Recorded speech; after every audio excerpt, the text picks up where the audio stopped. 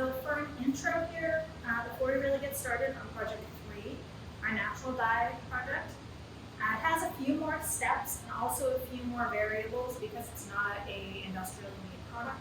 So we're going to be taking more notes and just look at the end of the project sheet for all the notes I want you to take. We didn't have to list time and temperature before because we had already decided what the time and temperature would be. So for this one, we are going to list those because things might come out darker if we leave them in the dye powder longer, or if we use a hotter temperature, it might end up with a different shade or a different, maybe a little bit warmer or a little bit cooler. So before we get started on this project, so in your kit you have 4 different kinds of fiber for this project in your bag that says P3.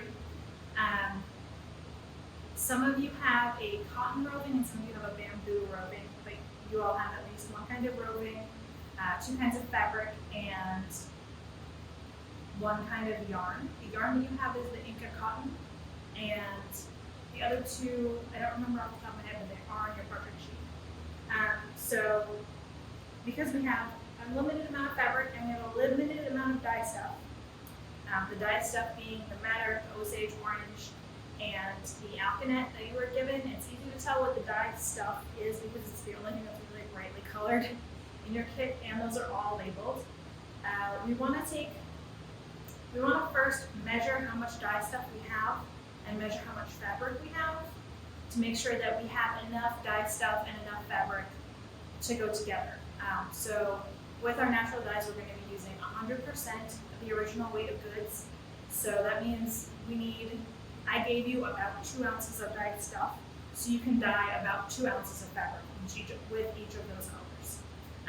But maybe you have less fabric you probably have less weight for the yarn than you do for the fabric. Thinner fabric is going to be less weight than the thicker fabric. So because you're choosing, what I need you to do is weigh out your dye stuff and weigh out your fabric and decide which dye stuff and which fabric are going to be paired together so that you can have that already ahead of time.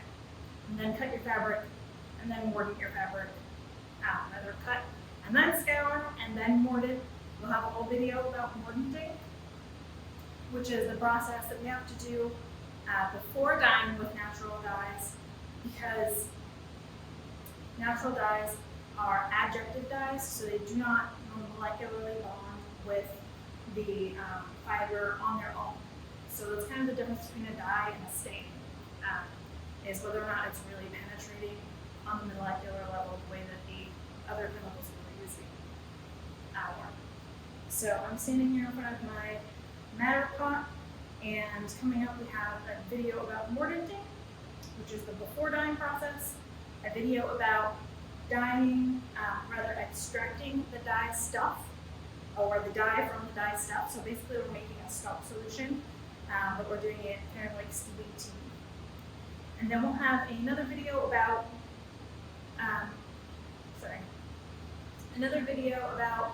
actually using the dye liquid, using the dye stock that we've made from the natural plant material.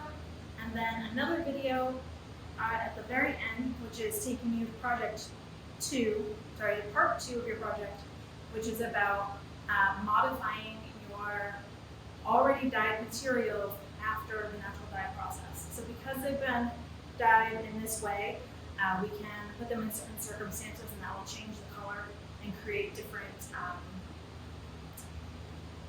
with the iron, we'll be making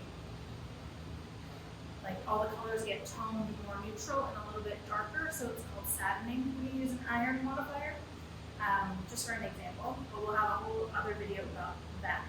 So because there's kind of a lot of steps here, and if there's a lot of time, and we're also having that little break, I just wanted to give you a preview of the whole project, and just start with weighing your stuff out, making your decisions, make sure you write everything down, and then if you come back a week later, or if you take the whole spring break week off, you'll still be good to go. You'll know where you left off.